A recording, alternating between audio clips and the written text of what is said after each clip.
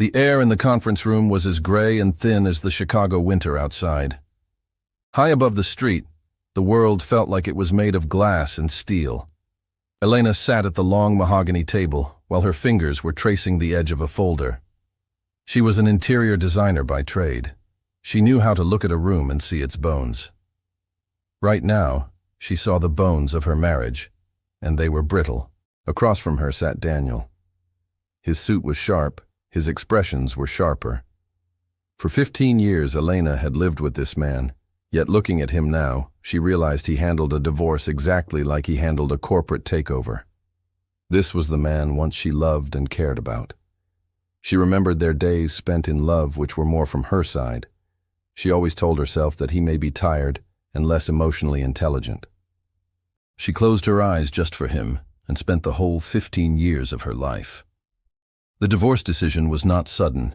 It took at least a year, and maybe more, when Daniel started looking more far from her. Whenever she tried to make moments special, he became resistant. Small moments started to become arguments. Small mistakes started becoming larger, and then a mountain of arguments built on their emotions. They were sharing the same roof like strangers. Little or no talks at the dining, working whole nights in different rooms, and fights over nonsense things. It was Elena who finally decided to make ways apart in good ways without making each other's lives more miserable. And her decision was like a bomb on Daniel. He responded like she was talking in another language he did not know. The shock was natural, but the next shock was out of syllabus when her lawyer told her about the assets. He wasn't losing a wife, he was protecting his shares. Every time her lawyer mentioned an asset, Daniel's eyes narrowed. He was fighting for every inch of floor space, every percentage of their investment portfolio. Elena felt a heavy and soul-deep exhaustion. She didn't want the money. She didn't even want the house. She just wanted the silence to stop feeling so loud. The heavy oak door swung open, breaking the clinical rhythm of the meeting. A young woman stood there.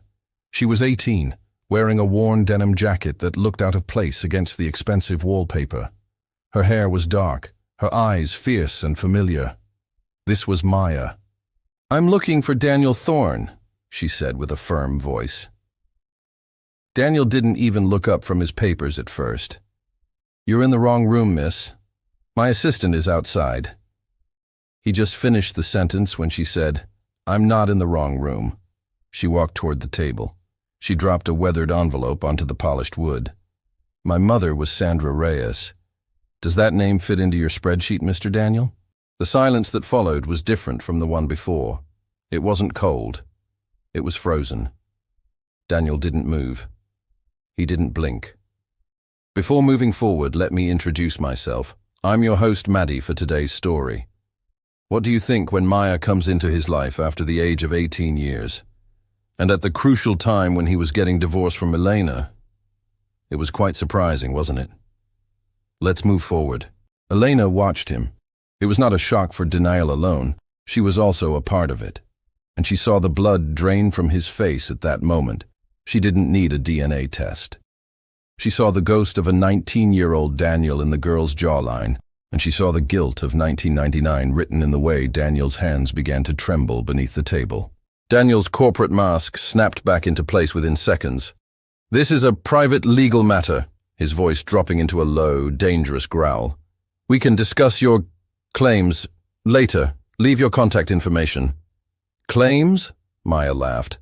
"I'm not a claim. I'm a person." Elena watched the scene like she was watching a play. She realized then that her marriage hadn't just ended today.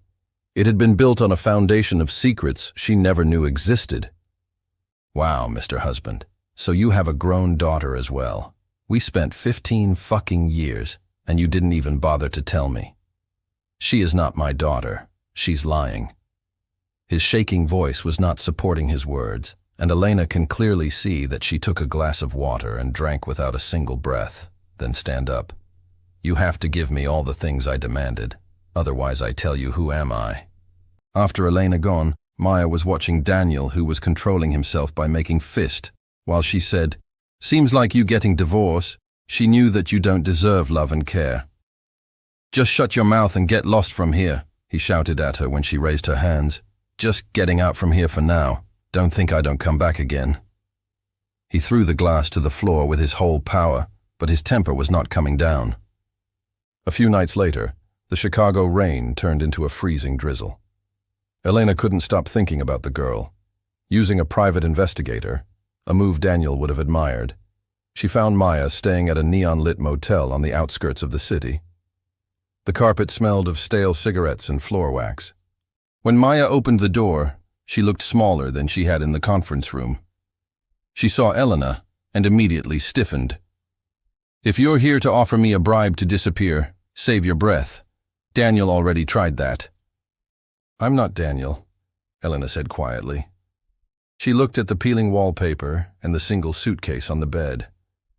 As a designer, Elena's instinct was always to fix a space. But looking at Maya, she saw a structure that was standing tall despite the storm. "I have a guest room. It's quiet, and there are no lawyers there." "Why?" Maya asked, her eyes narrowing. "You hate him. Are you using me to get back at him?" "I don't have the energy for revenge," Elena admitted. "I just think nobody should have to stay in a place like this when they're trying to figure out who they are." Maya stayed in the guest room. At first, they were like two cats in a small house, circling each other with caution. Maya was prickly, prone to long silences and sharp comments. But Elena didn't push. She gave Maya space, a boundary that Daniel had never respected for either of them. One afternoon, Elena found Maya staring at a painting in the hallway. "The proportions are off," Maya muttered. "The light should be coming from the left, not the center." Elena smiled. "You have an eye for detail." "My mom taught me," Maya said, her voice softening for the first time. "She was an artist, not the kind who gets into galleries, the kind who paints because she has to." The piece was interrupted by the reality of the man they both knew. Daniel demanded a DNA test. He wouldn't even speak to Maya until the science verified the liability. They met at a clinic. Daniel sat in the waiting room, looking at his watch as if the girl's existence was an appointment he was running late for. When the results came back a week later, 99.9% match, Daniel did the only thing he knew how to do. He wrote a large check. "This should cover your education and a fresh start," he said, sliding the paper across a table at a quiet cafe. "In exchange, I'd like a non-disclosure agreement. My reputation—" "Your reputation is a lie," Maya interrupted. She didn't touch the check. Instead, she pulled a yellowed page from her bag. It was a leaf from her mother's journal. "Read it. Not the parts about the money you sent to keep her quiet. Read the part where she asked you to come to the hospital when I was born. Read the part where you said a child would complicate your trajectory." Daniel took the paper. As he read his own history, the ego that had carried him through 30 years of business began to crack. He wasn't just a successful man who made a mistake. He was a man who had chosen a career over a soul. "I'm not a complication, Daniel," Maya said, standing up. "I'm your daughter, and you're a coward." The next week, Elena and Maya packed a small SUV. Sandra's apartment in Phoenix needed to be cleared out. It was a 28-hour drive from a long ribbon of highway that stretched across the heart of the country. In the cramped space of the car, the labels started to melt away. Elena wasn't the betrayed wife, and Maya wasn't the affair baby. They were just two women who had been hurt by the same man's inability to be vulnerable. They talked about music, about art, and about the strange ways life breaks apart so it can be rebuilt. When they reached the apartment in Phoenix, it was filled with the scent of dried lavender and oil paints. They found a box of old photographs tucked away in a closet. In the bottom of the box was a picture of a young Daniel, his hair longer, his smile genuine. He looked happy. Elena stared at the photo for a long time. She realized she hadn't lost her marriage recently. The Daniel she married was already a shadow of this man. He had traded his softness for a suit of armor long ago, and she had spent 15 years trying to love the armor. "He was beautiful once," Maya said, leaning over Elena's shoulder. "He was human once," Elena corrected. Back in Chicago, the divorce was reaching its climax. Elena's lawyer was aggressive. "We can take the Lake Forest mansion," he whispered. "We can strip him of the real estate. It's a winnable fight." Elena looked at the floor plans of the mansion. It was a massive, cold place. She looked at Maya, who was sketching in a notebook in the corner of the office. "Do you want the house?" Maya asked, not looking up from her drawing. "Or do you just want to stop him from winning?" Elena realized she didn't want any more of Daniel's world. She didn't want the trophies of a hollow life. "I want the studio in Wicker Park," Elena told her lawyer. "Just the studio. He can keep the rest." "You're leaving millions on the table," the lawyer argued. "No," Elena said, feeling a lightness in her chest she hadn't felt in decades. "I'm leaving a cage." Daniel was surprised when Elena gave up the house.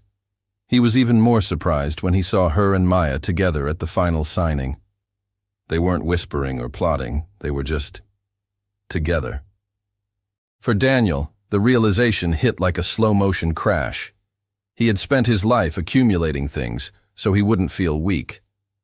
But as he watched Elena walk away, free and vibrant, and Maya looked at him with a mix of pity and hope, he realized his strength had left him entirely alone. He didn't have a legacy. He had a bank account. He had busy days inside the office, and alone nights with no sleep in the eyes. He started smoking.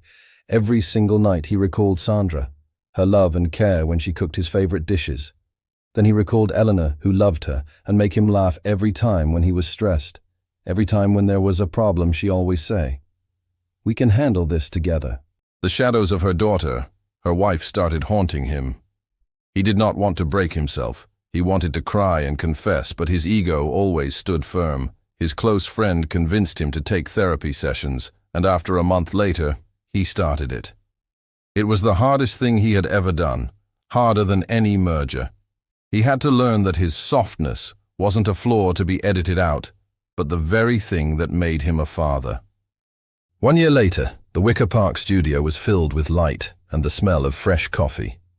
It was the opening night of the studio's first gallery show. Elena moved through the crowd, no longer the woman in the grey conference room. She was wearing a bright silk scarf and laughing with a client. In the center of the room was the main exhibit. It was a large black and white photograph titled, "Women Who Stay." It wasn't a photo of someone sitting still. It was a photo of Elena at her drafting table, her face focused, her hands covered in charcoal.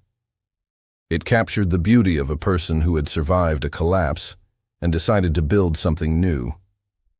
Maya was now a student at the Art Institute, and Elena's part-time assistant stood by the piece. She saw a man standing at the edge of the crowd. It was Daniel.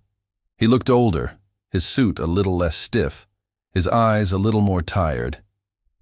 He didn't come forward to claim the spotlight. He just stood there, looking at the daughter he had almost ignored, and the wife he had never truly known. He was a father in progress.